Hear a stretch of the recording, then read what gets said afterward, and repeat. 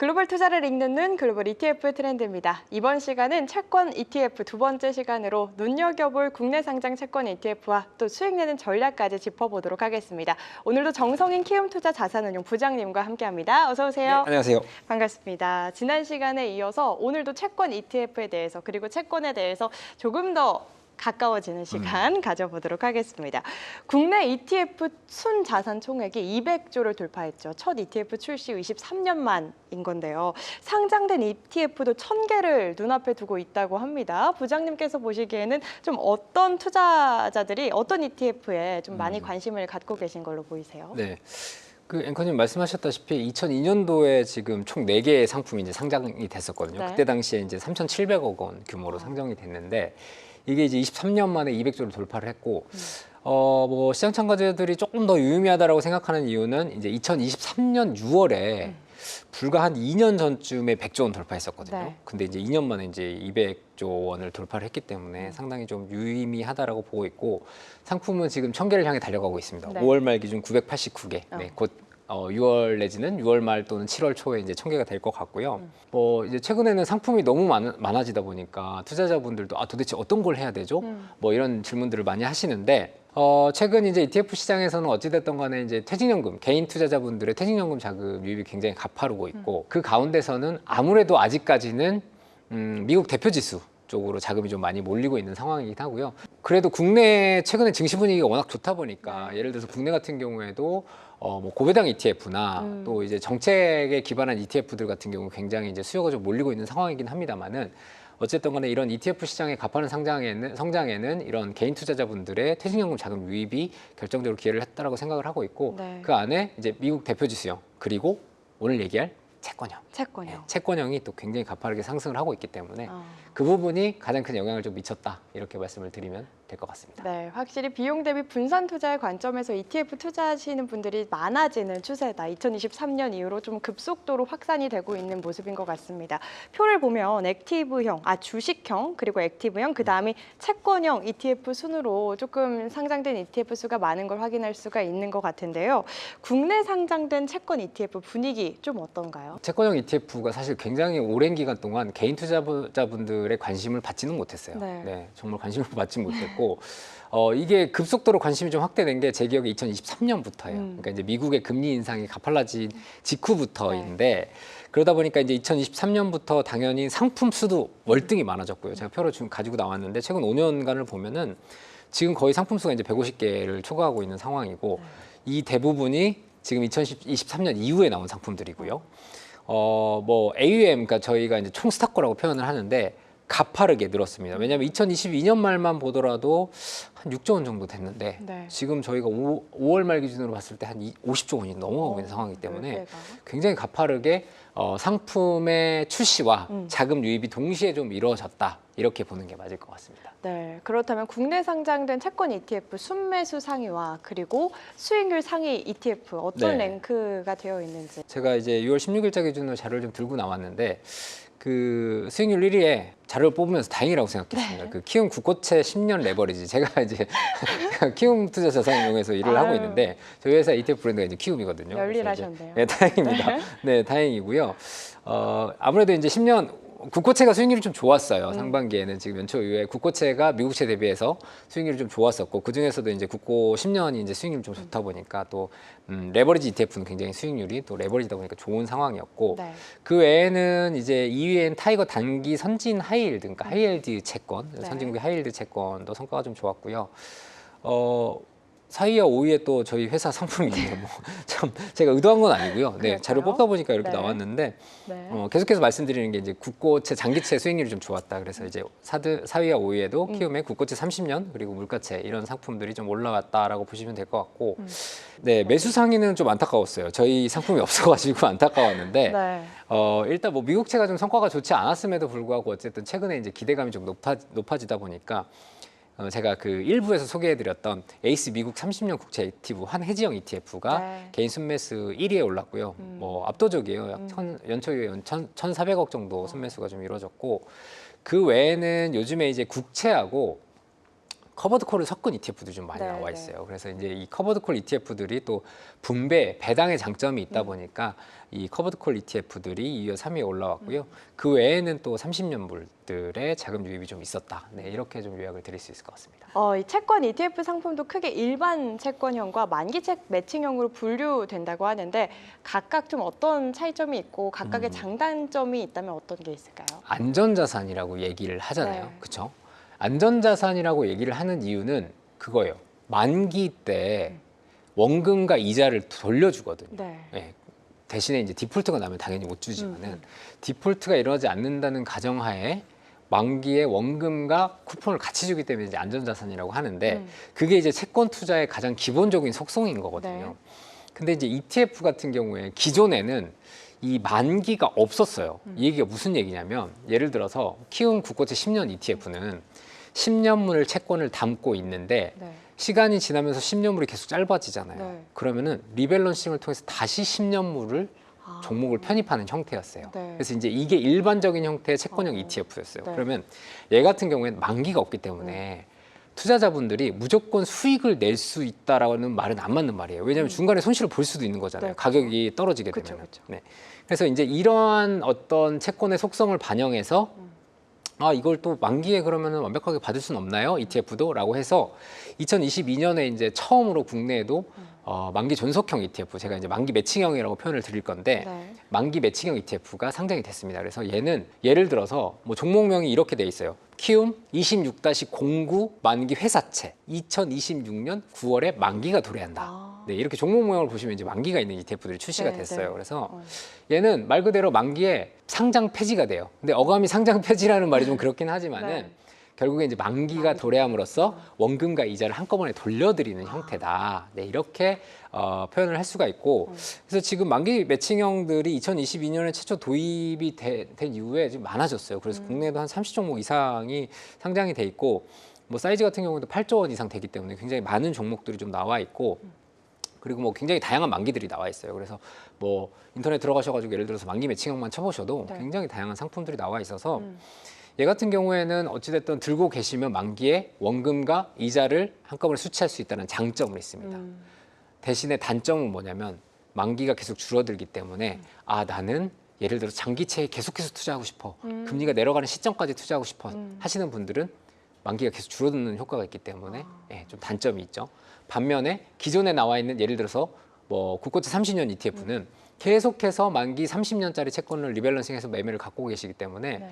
뭐 국고채 30년 ETF가 듀레이션이 실질적으로 한 22년 정도 되거든요. 그래서 22년 정도의 만기를 계속해서 유지하실 수 있기 때문에 뭐 이자도 당연히 드려요. 그 안에서 나오는 채권의 이자를 계속 뭐 분배금 형태로 드리는 ETF도 있고 아니면 거기에 이제 NAV 형태로 계속 쌓아가는 형태도 있기 때문에 계속해서 장기 투자를 끌고 나갈 수 있다라는 장점이 있기 때문에 이런 ETF들의 각 장단이 있기 때문에 투자를 하실 때는 좀 이 부분을 유의를 하셔가지고 투자를 하시는 게 좋을 것 같아요. 네, 원래 채권형 ETF 별도 만기가 정해져 있지 않기 때문에 만기 시 원금을 받을 수 없지만 그 사이 매매를 통해 자본 차익을 얻을 수 있었던 반면에 만기 매칭형은 만기가 정해져 있고 만기까지 보유시 원금 회수도 가능하다. 이렇게 좀 해석을 해보면 그리고 한 가지 더 덧붙여야 되는 부분이 뭐냐면 네. 만기 매칭형도 중간에 매매하실 수 있어요. 아, 그래요? 네, 수익이 내가 났다. 네. 뭐 수익이 안 났더라도 하실 수도 있고 네. 계속해서 매매가 가능한 그게 이제 ETF의 장점이잖아요. 그래서 수익이 나셨을 경우에는 팔고 다른 걸 사실 수 있어요. 그래서 이제 만기 매칭형 같은 경우에 장점이 좀 많은 ETF긴 그럼 합니다. 안정성과 수익성을 한 번에 좀 네. 노려볼 수 있는 게 만기 매칭형이네요. 네, 신상이 조금 더 좋다. 아무래도 뭐 신상 좋아하시잖아요. 네, 네. 신상이 네, 좀 좋은 부분도 있는 것 같습니다. 네. 알겠습니다. 올해 들어 또 채권 혼합형 ETF에 1조 원 넘는 자금이 유입됐다고 합니다. 가파른 성장세를 보이고 있는데 올해 채권 혼합형 ETF의 순자산 총액은 3조 8천억 원을 또 돌파를 했다고 하죠.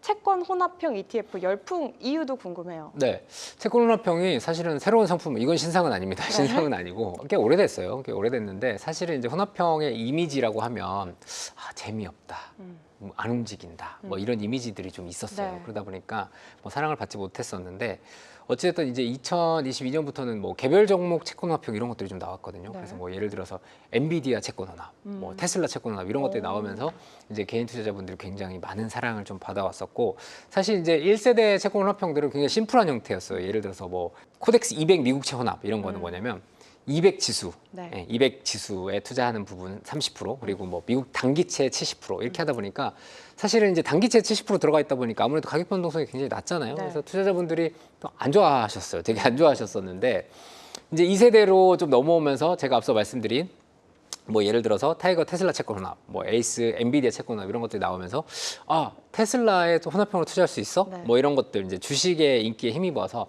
나오다 보니까 좀 인기를 끌기 시작했었고요. 그 이후에 이제 최근에는 제가 이제 2.5세대라고 표현을 하는데 2.5세대는 개별 주식과 미국 장기채 예를 들어서 30년짜리를 섞는 거죠. 네, 그래서 뭐 저희 키움 투자 자산운용에서 나와 있는 게 네. 키움 팔란티어 미국 30년 국채 혼합.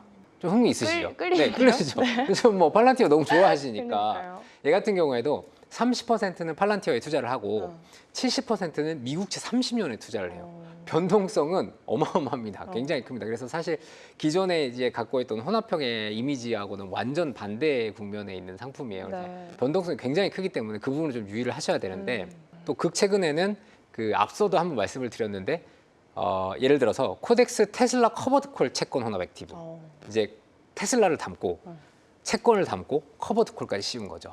그러면 이제 요즘 좋아하는 키워드들이 다 들어가 있기 때문에 이런 상품들이 좀 유행을 하고 있는데 그리고 이제 퇴직연금 투자하시는 분들이 보통 이제 70%의 위험 자산, 그러니까 주식형을 투자를 하실 수가 있고 30%의 안전 자산을 의무적으로 투자를 하셔야 되거든요. 기존에는 채권이 인기가 없었기 때문에 대부분 그냥 뭐 현금처럼 뭐 단기채, MMF 같은 형태 네. 요걸 투자를 하셨었는데 이제는 요것도 이제 좀 적극적으로 투자를 하고 싶으신 거죠. 그래서 장기채만 투자를 하시다 보니까 아 근데 난 좀 더 공격적으로 주식 비중도 높이고 싶어 하시는 분들은 혼합형 같은 경우에 보통 일반적으로 주식 30%, 채권 70%거든요. 근데 이거 30%를 인정받을 수 있어요. 그러면은 이 100에서 투자한다고 가정하면 맥스는 79%의 주식과 21%의 장기채에 투자하실 수 있는 효과가 나타납니다. 네. 네, 그러다 보니까 이 주식형의 익스포저, 그러니까 노출도를 늘리고 싶으신 투자자분들한테는 굉장히 좋은 투자 대안이 될 수 있는 거죠. 인기 요인이 좀 있을 것 같고요. 또는 아 귀찮아 하시는 분들 계세요. 나는 미국채, 장기채도 사고 싶고 주식 사고 싶은데 아 너무 귀찮은데 이런 분들은 이걸 100% 담으실 수가 있어요. 예를 들어서 뭐 키움 팔란티어 미국 30년 국채혼합 액티브는 그냥 100% 담으실 수 있어요. 이런 분들은 이제 이걸 굉장히 좋아하시는 거죠. 그러다 보니까 최근에 이제 혼합형들의 인기가 좀 늘고 있는 게 아닌가 그렇게 생각이 되어집니다.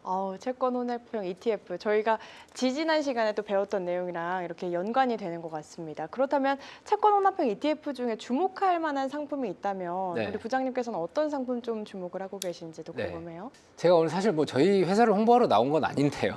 오늘 이제 채권형 ETF에 대해서 좀 알려드리려고 나왔는데 최근에 이제 아무래도 미국 장기채가 좀 주목을 받고 있다 보니까 뭐 주식시장까지 좀 함께 갈 수 있는 상품들을 제가 추천을 드리다 보니까 공교롭게 이제 저희 회사 상품을 좀 들고 나왔습니다. 저희가 앞에서 계속 얘기를 했던 상품인데 일단 그 최근 뭐 미국 시장에 여러 가지 주도주들이 있겠지만은 어찌됐든 간에 아직까지도 가장 큰 주도주는 AI. 네. 그쵸. 그리고 개인 투자자분들이 가장 사랑하는 미국 주식은 뭐 여러 가지 주식들이 있겠지만 엔비디아 그리고 팔란티어.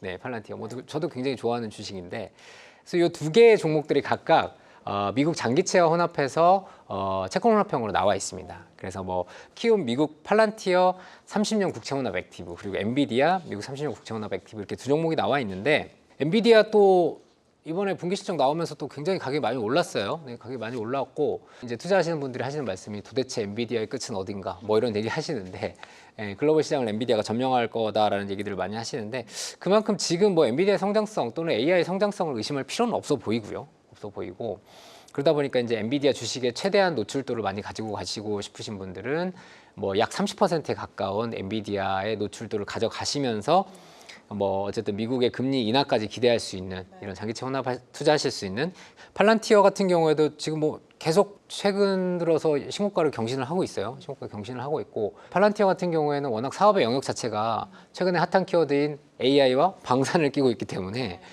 굉장히 뭐 유망받는 기업이다라고 볼 수밖에 없는 것 같고 뭐 가격에 대해서 뭐 고밸류에이션 논란은 당연히 있지만은 그럼에도 불구하고 여전히 투자자분들한테 사랑을 받는 주식이다 보니까 이런 또 팔란티어의 노출도를 극대화하시면서 미국 장기채까지 가지고 가실 수 있는 이 ETF까지 제가 오늘 좀 추천을 드리려고 들고 나왔습니다. 네, 채권 혼합형 ETF 이렇게 인기가 있기는 한데 아무리 요즘 투자자분들이 조금 공격적인 성향을 가지신 분들이 많다고는 하지만 주식이랑 이렇게 국채 30년 혼합이 되어 있다고 해도 주식이 들어가 있으면 종목이 들어가 있으면 아무래도 좀 변동성이 커지기 마련이잖아요. 그럴 때 조금 위험 요인은 없을까요? 네, 당연히 위험 요인이 있고요. 제가 앞서 말씀드린 바와 같이 이 30%의 안전자산을 투자하라는 목적이었는데 사실은 이 안전자산 내 주식 비중을 지금 높임으로써 위험자산의 비중을 높이신 거잖아요. 그쵸. 그러다 보니까 변동성은 월등히 높습니다. 그 부분에 대해서는 반드시 인지를 하셔야 되고요. 예를 들어서 개별 종목, 개별 종목 플러스 미국 단기채를 섞은 상품들도 있어요. 그렇기 때문에 장기 채권의 변동성이 좀 부담스럽다 하시는 분들은 이런 상품을 선택을 하셔도 되고요. 그리고 이제 이런 상품들이 갖고 있는 가장 큰 리스크는 저는 그러라고 생각을 해요.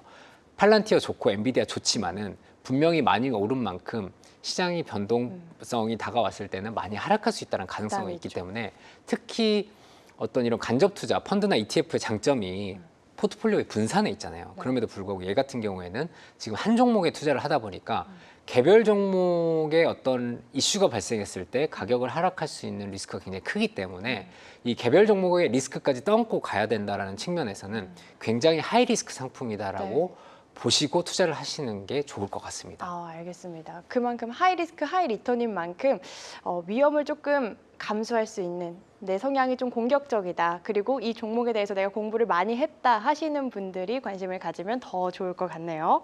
그렇다면 부장님, 만약 내가 채권 ETF 투자금은 1,000만 원 정도 갖고 있다고 치면 좀 어디에 투자를 어떻게 하는 게 유리할까요? 투자 전략 궁금한데요. 네, 그 30년 그 채권의 그 수익률 변동에 대해서 먼저 좀 말씀을 드리는 게 맞을 거예요. 왜냐하면 30년 채권이 뭐 움직여봐야 얼마나 움직이겠어 이렇게 얘기를 생각하시는 분들이 계신데 제가 아까 말씀드렸다시피 30년 국채의 듀레이션은 22년이에요. 실질 만기. 그러니까 실질 만기라고 저희는 표현을 하는데 원금 100을 투자했을 때 이자랑 원금을 계속해서 받는다는 가정하에 22년 정도 되면 나의 원금이 회수된다. 이렇게 생각하시면 되거든요. 듀레이션의 개념은.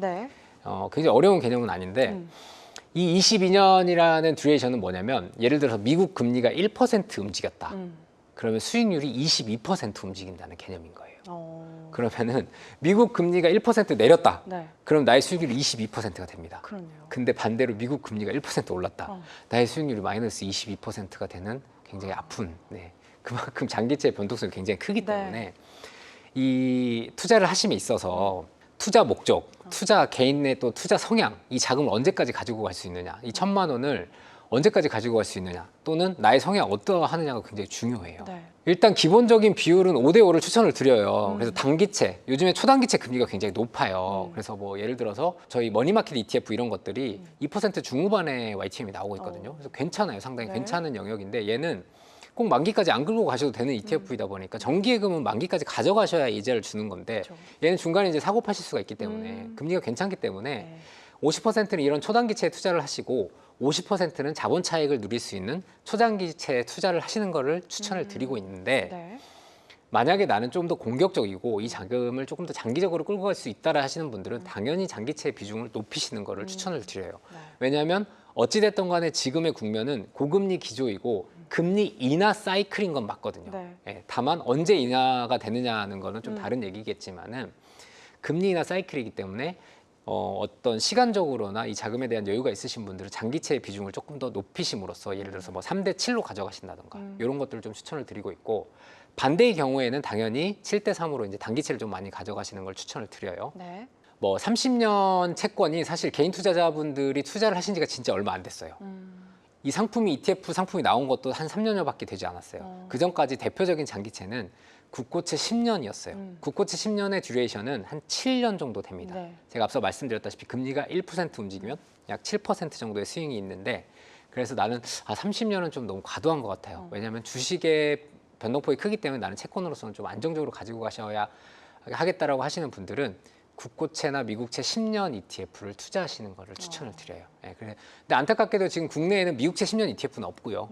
국고채 10년 ETF는 굉장히 많이 나와 있는데 뭐 충분히 이제 공격적인 투자가 가능하시기 때문에 그래서 5대5를 기준으로 해서 단기채와 장기채의 비중을 조절하시되 장기채는 30년과 10년을 고려를 하셔서 투자를 하시는 거를 추천을 드립니다. 알겠습니다. 기본적으로는 5대5 비중으로 단기채와 장기채를 두고 여기에 나의 성향에 맞게 조금 조절을 하는 전략 세워주셨습니다. 세계를 잇는 투자 글로벌 ETF 트렌드로 쉽고 안전하게 오늘 글로벌 ETF 트렌드는 여기까지입니다. 오늘도 좋은 말씀 감사합니다. 감사합니다.